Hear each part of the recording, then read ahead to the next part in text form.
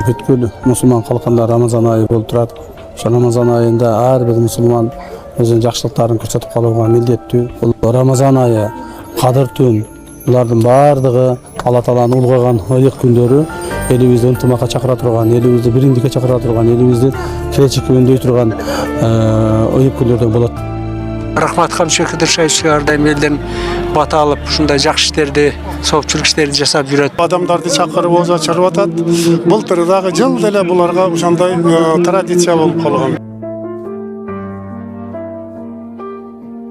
Дагы бир жолу баарыңыздарга жакшылык каалаймын.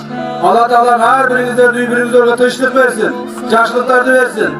Ден соолуктарда болуңуздар. Бала чака, тууган урук, эл журттун ар бириңиздер кызматы кылганга Алла Таалам ар бирибизге мүмкүнчүлүк берсин.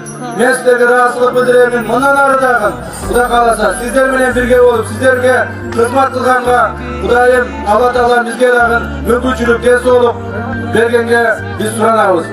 Дагы бир жолу орозоңуздар кабыл болсун. Алла Таалам баардыгыңыздарга тынчтык берсин. Рахмат баардыгыңыздарга, рахмат.